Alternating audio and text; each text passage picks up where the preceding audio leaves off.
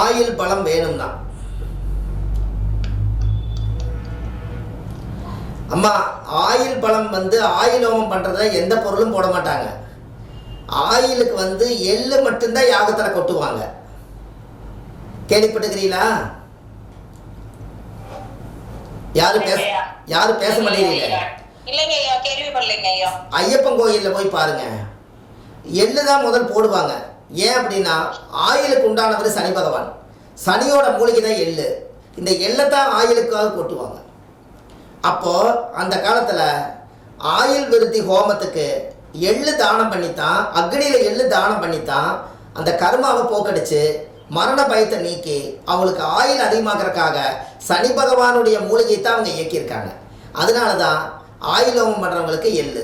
அதனால தான் நீங்கள் எள்ளு மட்டும் உங்கள் வீட்டில் ஏதாவது ஒரு அமாவாசை அன்னைக்கு யாராவது முன்னோர்களை நினச்சி நம்மளால் திதி தர்ப்பணம் கொடுக்க போகலின்னா ஒரு கை எள் எடுத்து ஒரு சொம்பு தண்ணி எடுத்து சூரியனை பார்த்து நமஸ்காரம் பண்ணி துளசி செடியில் கொண்டுட்டு போய் 3 தடவை கையோதராமல் 3 தடவை தண்ணி ஊற்றி பித்திருக்களுக்கு எல்லாத்துக்கும் நான் வந்து இந்த எள்ளு சாதம் வந்து சமர்ப்பணம் பண்ணுறேன்னு சொல்லி சாமி கும்பிட்டீங்கன்னா அந்த பித்திருக்கள் எல்லாம் அந்த வீட்டுக்கு அன்னைக்கே வந்து சாமி ஆசீர்வாதம் பண்ணிட்டு போவாங்க.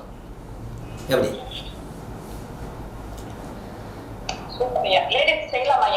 அம்மா? யார் வேணாலும் முன்னோர்கள் தானே. நீங்கள் பிண்டை தான் கொடுக்கக்கூடாது, ஒரு ஐயரை வச்சு தான் பிண்டம் கொடுக்கக்கூடாது. முன்னோர்களை நினச்சி எள்ளு வந்து துளசி மேலே விடுறதுக்கு என்ன?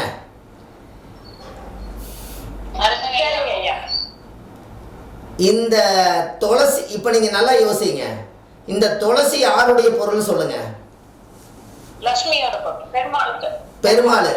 பெருமாளுடைய தரிசனம் முதல்ல எதை பார்க்கணும்?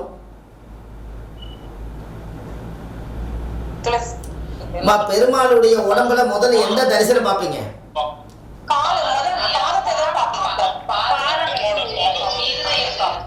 பாத தரிசனம் பார்ப்பீங்க. அப்ப பாத தரிசனம் பார்க்குறீங்க. அப்போ கயாவில் வந்து மகாவிஷ்ணுக்கு தான், மகாவிஷ்ணுடைய அவதாரம் எடுத்து கயாவில் தான் விஷ்ணு பகவான் இருக்கிறார். அப்போ கயாவில் வந்து அந்த பாதம் வந்து வச்சுருக்காங்க. 32 பிண்டங்களையும் முன்னோர்களுக்கு கொடுத்துட்டு எல்லாத்தையும் ஒன்றா உருட்டி கொண்டு போய் அங்கே கயாவில் வந்து தண்ணி கிடையாது. சீதாதேவி சாபம் விட்டதுனால அது வந்து வத்தி போச்சு. அதனால பிண்டம் கரைக்கிற பூஜை வந்து அந்த ஊரில் மட்டும் ஒன்றுமே கிடையாது. அப்போ மகாவிஷ்ணுடைய பாதத்தில் கொண்டு போய் முன்னோர்களை நினச்சி பிண்டங்களை எல்லாம் உருட்டி அந்த பாதத்தில் கொண்டு போய் வச்சிட்டிங்கன்னா அந்த பாதத்தை வச்சோன்னையுமே அங்கே சொர்க்கவாசலில் வந்து பாத தரிசனம் முடிஞ்சாலே அவர் மேலே வந்து சொர்க்கத்துக்கு போயிடுவார் என்பது பொருள். அப்போது பாத தரிசனம் பார்க்குறீங்க. அப்போ பெருமாளுடைய வாகனம், பெருமாளுடைய மூலிகை துளசி. அப்போ துளசியில் கொண்டு போய் நீங்கள் எள்ளு பிண்டத்தை கொடுக்கறதும் பெருமாளுடைய பாதத்தில் கொண்டு போய் பிண்டத்தை சமர்ப்பணம் பண்ணுறது ரெண்டும் ஒன்று தானே? நீங்கள் தர்ப்பணம் கொடுக்கறதுக்கு போய் ஒரு கோயில், கடற்கரை, ஆறு இந்த மாதிரி இடத்துக்களை போய்த்தான் நம்ம செய்யணுங்கிறது ஒன்று. காசே இல்லாமல் முன்னோர்களவே நினச்சி வாழ்ந்துட்டு இருக்கிறவங்க அத்தனை பேருமே அந்த காலத்தில் 9 நவதானியம் அவங்க வீட்டில் இருக்கும். அந்த 9 நவதானியம் இருக்கும்போது ஒருபடி எள் எடுத்து சூரிய நமஸ்காரம் பண்ணி துளசி செடி மேலே கொண்டு போய் ஊற்றிட்டு வந்தாங்கன்னா அவங்க முன்னோர்கள் எப்பவுமே வாசம் பண்ணுவாங்கங்கிறது ஆதி காலத்திலேயே ஐதீகம் உண்டு. இப்போ உங்களுக்கு புரியுதுங்களா?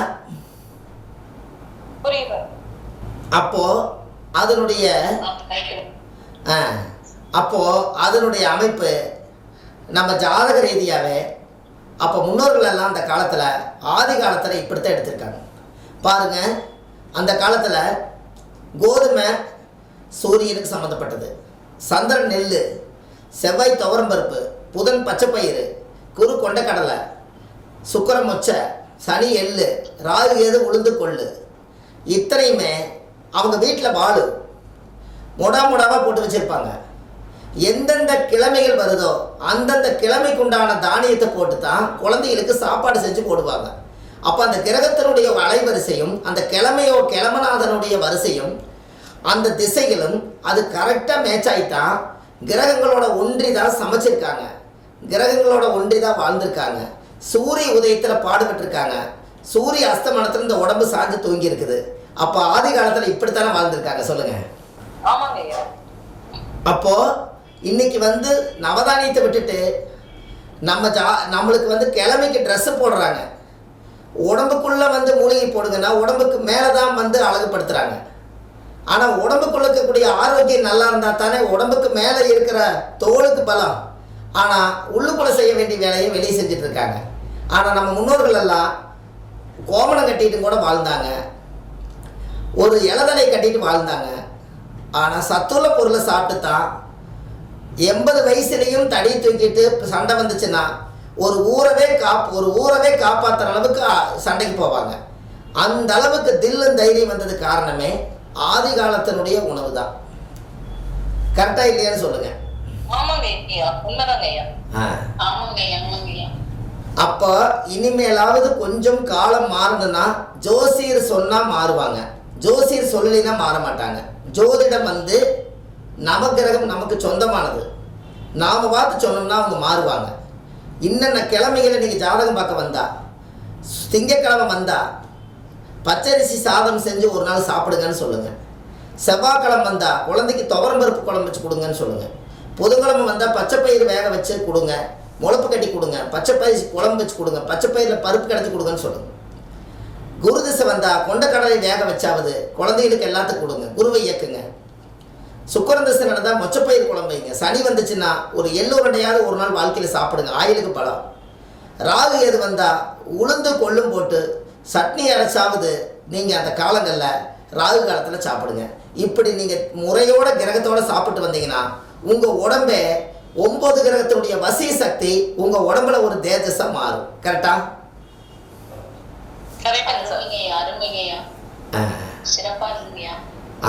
அப்போ இது பாருங்க, கடையில் தான் விற்கிது, நாம் மாறி மாறி குழம்பு வைக்கிறோம்.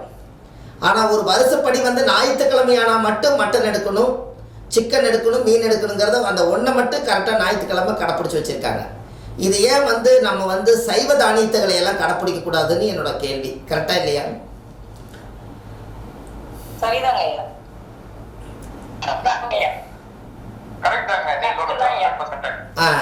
சைவ தானியத்தை கொஞ்சம் கடைப்பிடிக்கலாமே.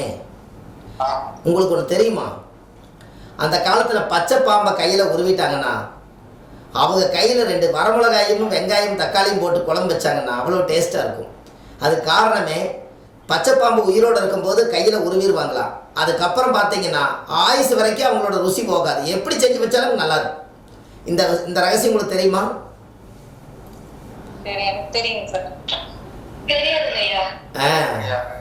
அதுக்கு இப்போ செஞ்சிடாதீங்க. ஆதி காலத்தில் அந்த முன்னோர்களை செஞ்சுருக்காங்க.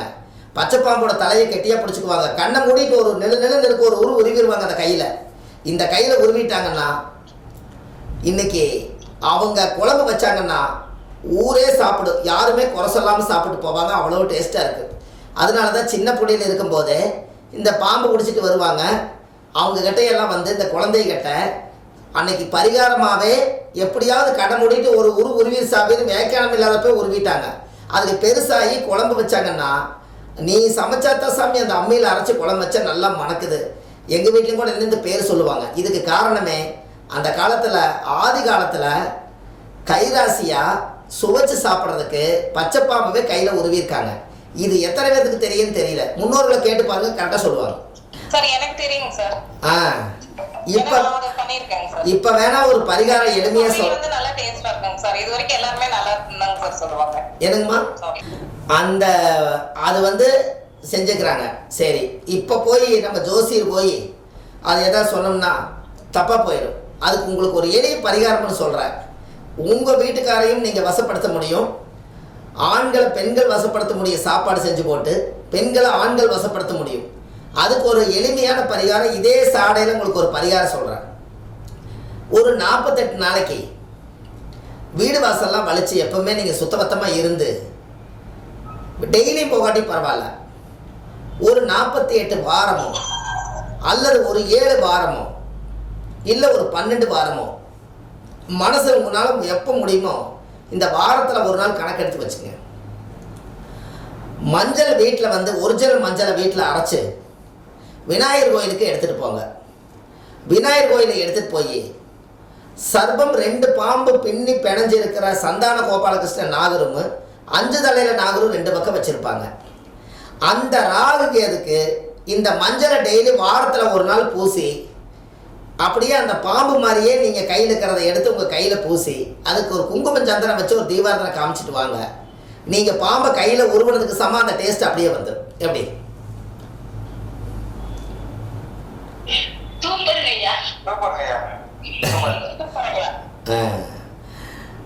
ஏன்னா அந்த ராகு கேதுக்கு இப்போ எனக்கு நல்ல குழம்பு வைக்க தெரியும். என்ன காரணம் சொல்லுங்கள்? நான் எல்லா குழம்பும் சூப்பராக வைப்பேன்.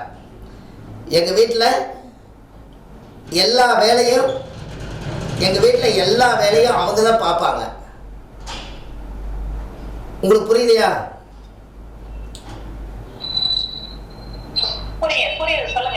எங்க வீட்டுல எல்லா வேலையும் அவங்க தான் பார்ப்பாங்க. நான் செய்வேன், அவங்க பார்ப்பாங்க. புரிஞ்சு?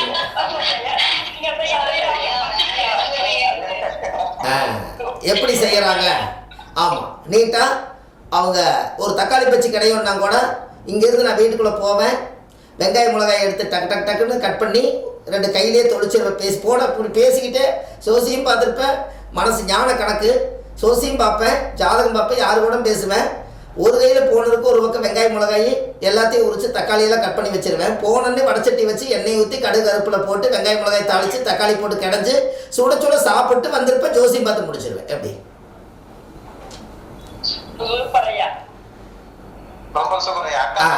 அவ்வளவுதான் அதுல டேஸ்ட், வேறெல்லாம் ஒண்ணும் இல்லை. தக்காளி பச்சி செய்யறது தக்காளி பச்சி செய்யறது பெரிய விஷயம் இல்லை. வடச்சட்டி வச்சு எண்ணெய் ஊற்றி கடுகு கருப்பெல்லாம் போட்டு வெங்காயம் மிளகாய் தாளிச்சு அதுக்கப்புறம் தக்காளி கொட்டி கொஞ்சம் நீங்களாம் தண்ணி ஊற்றாம வதக்குவீங்க. நான் தண்ணி ஊற்றி நல்லா கொதிக்க வச்சு அந்த பருப்பாமுத்தில் கடகடகன 2 காலை அணைச்சி வச்சு கிடஞ்சி எல்லா டேஸ்ட்டையும் ஒன்றாக்கி சுட சுட சாப்பிட்டு போட்டு வந்து 2-3 ஜாதகம் பார்த்துருவேன். அப்போ இதுக்கு என்ன காரணம் சொல்லுங்கள்? பாம்பை கையில் நான் உருவலை. ஆனால் என்ன காரணம்னா, நான் எப்போ பரிகாரம் பண்ணாலும் ராகுகேது சிலையை கருங்கல்லில் அடித்து கொண்டு வந்து ராகுகேது சிலைக்கு 9 அபிஷேகம் பண்ணி கோயிலில் பிரதிஷ்டை பண்ணி தான் நான் பரிகாரம் இது வரைக்கும் பண்ணுவேன். என்னோட கையில் வந்து ஒரு 1000 நாகர் சிலைக்கு நான் வந்து சொந்தமாக சிலை அடித்து பரிகாரம் பண்ணும் போதெல்லாம் ஒரு சிலை அடித்து அவங்க கையிலே கொடுத்துருவேன். கொடுமுடி, ராமேஸ்வரம், திருச்செந்தூர் போய் வச்சுருவாங்க. அப்போது 30 வருஷமாக இந்த சாமி சிலை அடித்து தான் பரிகாரம் பண்ணியிருக்கேன். அப்போ 30 வருஷமா இந்த ராகுகேது சிலைக்கு இந்த கையில் மஞ்சள் போட்டு இந்த கையில் குழம்பு தானாக டேஸ்ட் வர ஆரம்பிச்சிருச்சு.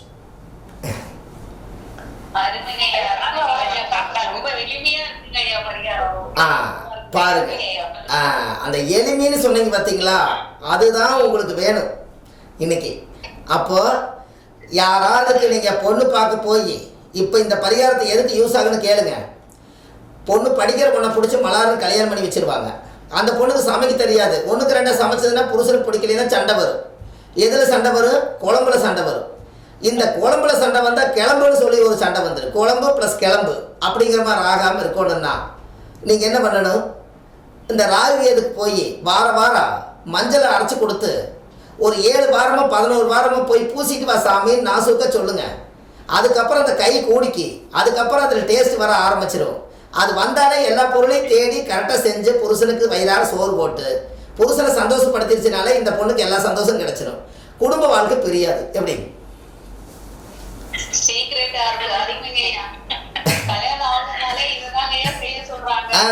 பாருங்க. ஆமா, இப்ப இங்க அலோனா இங்க இதுல வருது, டெலிவரியில வந்து வீட்டுல வந்துட்டு இருக்குது. இதெல்லாம் கொஞ்சம் காலம் வந்து போட்டு போயிடும். அதுக்கப்புறம் வந்து அவங்க சாப்பிட்டு அப்புறம் ஒன்றும் பண்ண முடியாது. இதுதான் நிரந்தரம். அதனால நீங்க என்ன பண்றீங்க? அந்த காலத்துல விநாயகர் சிலை மட்டும்தான் வைக்க சொன்னாங்க. விநாயகர் கும்பிட்டா தான் எல்லாமே நடக்கும். முதல் கணபதி கும்பிடுங்கன்னு தான் சொல்லி வச்சிருந்தாங்க. இங்க எப்படி சம்மந்தமே இல்லாம ராகுகேது உள்ள வந்தாங்கன்னு உங்களுக்கு யாராவது தெரியுமா? யாராவது தெரிஞ்சதுன்னா உங்களுக்கு 100 மார்க்கு. விநாயகர் போய் கும்பிடுங்கன்னு சொன்னாங்க. ராகுகேது இந்த இடத்துல வச்சிருக்காங்க.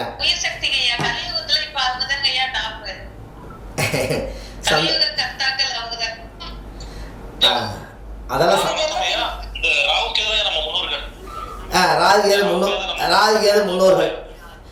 ராகுகேது முன்னோர்கள். சூப்பர். சரி,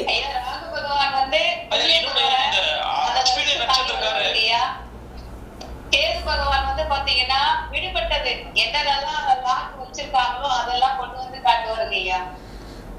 சரி, ராகு போகக்காரங்க சார், கேது வந்து நாணக்காரங்க. 2மே தேவைங்க சார் வாழ்க்கைக்கு. அதனால அதை வச்சிருக்கோம். சந்தோஷம்.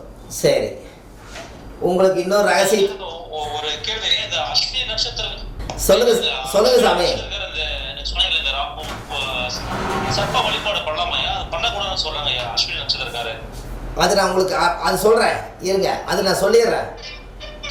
முதல்ல இந்த ரகசியம் என்னன்னு நீங்கள் சொல்லுங்கள். உங்களுக்கு தெரியலனா இப்போ உங்களுக்கு நான் சொல்கிறேன், நீங்கள் நல்லா தெரிஞ்சுக்கங்க.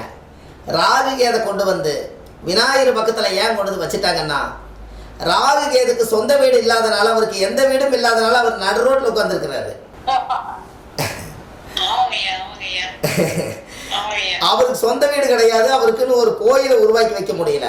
அப்போ என்ன போச்சுன்னு கேட்டிங்கன்னா, விநாயகர் என்ன பண்ணிட்டாருன்னா, ராகு கேதுவுடைய அம்சத்துக்கு முன்னோர்கள் எல்லாம் என்ன பண்ணிட்டாங்கன்னா, நீ எங்கே வேணாலும் பாம்பு இருக்கிறதுனால, நீ என்னையும் எங்கே வேணாலும் வைக்கிறதுனால, நாம் எல்லாரும் இன ஒன்று தான் சொல்லி எங்கே வேணாலும் விநாயகர் வைக்கலாம், எங்கே வேணாலும் பாம்பு இருக்குதுன்னு சொன்னதுனால எல்லாரும் நாமெல்லாம் எங்கே வேணாலும் இருக்கலாம்னு சொல்லி இந்த 3 பேரும் கூட்டாவே உட்காந்துக்கிட்டாங்க. இதுதான் அதோடைய சொந்த வீடு இல்லாத ரகசியம். புரியுதுங்களா உங்களுக்கு? சொந்த வீடு இல்லாதனால ராகு கேது எங்கே வந்து உட்கார்ந்தாரு? வெயிலில் மலையிலையும் கொட்டிட்டு அந்த ராகு கேது ஊத்துன அபிஷேகம் அலங்காரம் பண்ணுறது கூட மலையில் தானாக கழியுது.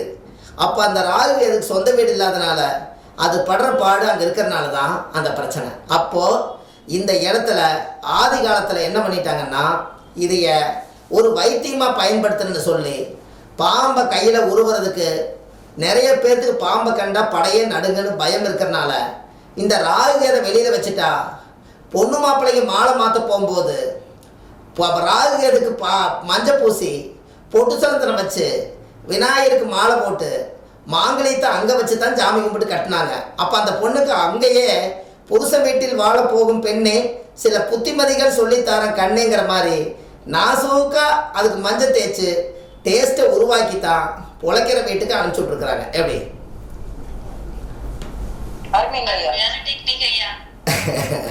இதை நீங்கள் ஆராய்ச்சி இதை நீங்கள் யாருமே சொல்லவே இல்லைங்க சார். நம்மளுக்கு என்ன வேலைங்கம்மா, அது ஒரு தெய்வத்தை பார்த்தா ஒரு பரிகாரமாக பார்ப்போம்.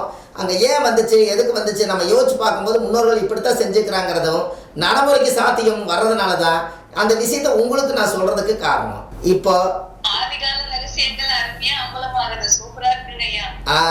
பாருங்க, நீங்க எல்லாரும் போய் சாமி கும்பிடுவாங்க சார். கரெக்டா கல்யாணத்துக்கு முன்னாடி அந்த நாள் போய் விநாயகரை போய் கும்பிடுவாங்க. ஆனா எனக்கு என்னென்னலாம் புரியல, இப்பதான் சார் எல்லாம் புரியுது.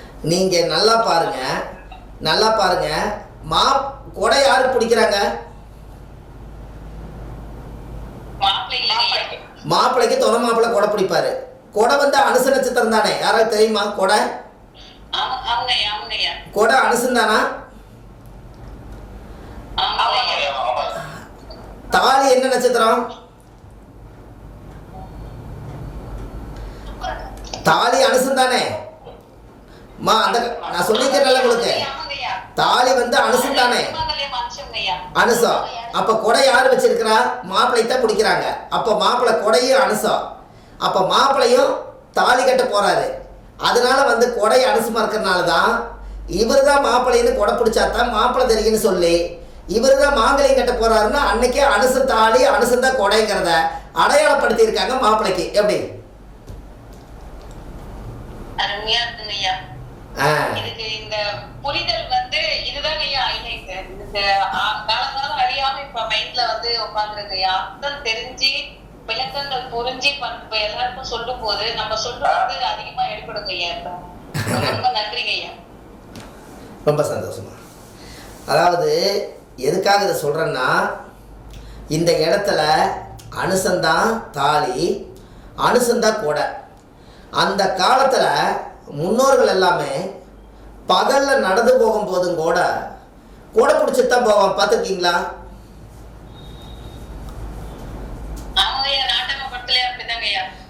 அது படத்தில் இருக்கிறத விட நிஜத்தில் வந்ததுனால தான் படத்துக்கு வந்தது. அப்போது கொடையை கையில் வச்சுருந்தாலே அனுசத்தை அவர் இயக்கிறதுனால அவர் ரொம்ப காலமாக அந்த கொடை கிழிஞ்சு போனாலும் கூட அந்த நூல் வாங்கி தைச்சு அந்த ஒரு கொடையை அந்த கொடையை ஒரு 25 வருஷம் 30 வருஷம் வச்சிருப்பார். அப்போ என்ன காரணம்னா அந்த அனுசத்தை அவர் காப்பாற்றி வச்சதுனால அவர் நீண்ட ஆயுளோட இருந்துட்டு போயிருக்கிறாரு. சாதாரணமாக அனுச கொடை தான். அந்த கொடையிலையும் கூட அந்த அமைப்பு வந்து முன்னோர்களுக்கு இருந்திருக்குது. அதனால தான் அந்த காலத்தில் கொடையை வச்சுட்டு உட்காந்துருப்பாங்க. கரெக்டுங்களா?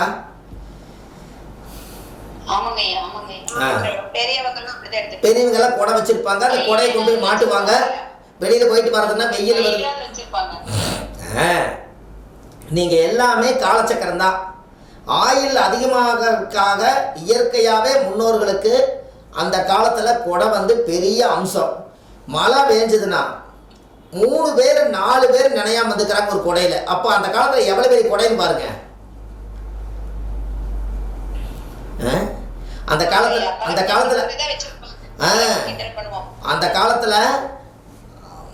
காலத்துல வந்து விடுகதையே உண்டு.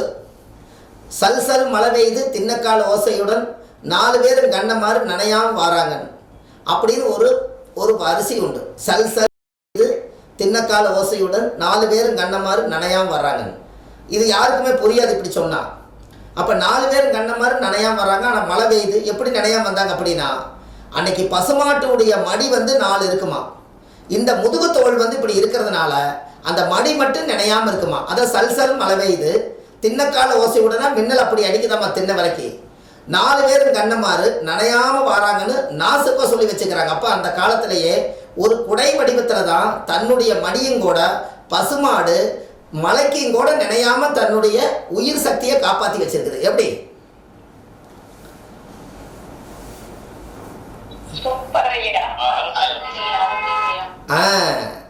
உயிர் சக்தியை காப்பாற்றி வச்சிருக்குது. அப்போ அதே மாதிரி தான் அனுசம் என்பது ஒரு உயிர் சக்தி. அதை காப்பாத்துறதுக்கு கொடை. அந்த கொடையில ஒரு கூமாச்சி மாதிரி ஒன்று இருக்கும்.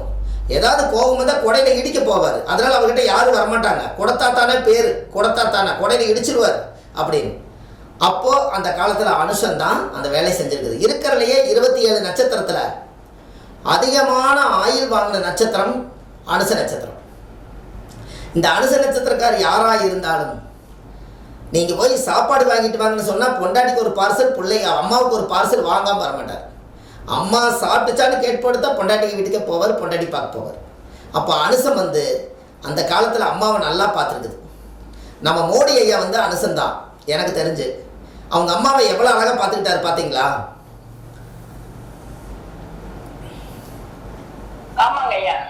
அவர் மாதிரி யாருமே.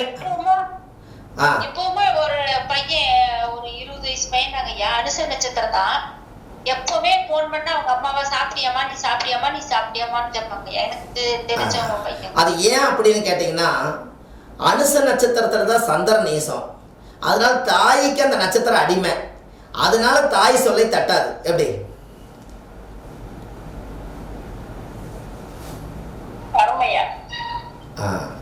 அந்த இடத்துல சுக்கரன் வந்து பொண்டாட்டிக்கு அங்க இடம் இல்லை. அங்க ஏதாவது சுக்கரன் வருதா? சுக்கரன் நட்சத்திரம் இருக்க பாருங்க.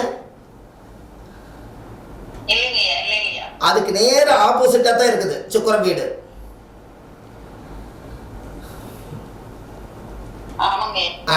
அதனால அங்க சந்திரன் வீட்டுல, அங்க விருச்சிகத்துல சனி வீட்டுல, அந்த விருச்சிக செவ்வாய் வீட்டுல வந்து சுக்கரனோட காம்பினேஷன் நம்மளுக்கு வரல. அதனால என்ன போச்சு, இந்த சமாச்சாரம் நடக்குது. அப்ப இந்த விவரங்கள் எல்லாம் உங்களுக்கு இதை நீங்க தெரிஞ்சு வச்சுட்டீங்கன்னா, முன்னோர்கள் அந்த காலத்துல எல்லாம் வேணாங்கோயில போய் உட்கார்ந்து மாப்பிள்ளை அழைச்சிட்டு வான்னு சொன்னதுக்கு காரணமே, அங்க ராகு கேது பார்த்துக்கிட்டு இருக்கிறாரு, அவங்களுக்கு விநாயகர் பார்த்துக்கிட்டு இருக்கிறாரு. அப்போ அவங்களுக்கு ஜாதகத்தில் ராகுகே தோஷமே இருந்தாலும் கூட அந்த காலத்தில் ராகுகேதுடைய சாட்சியாத்தான் மாப்பிள்ளையை அழைச்சிட்டு வந்து கல்யாணம் பண்ணாங்க.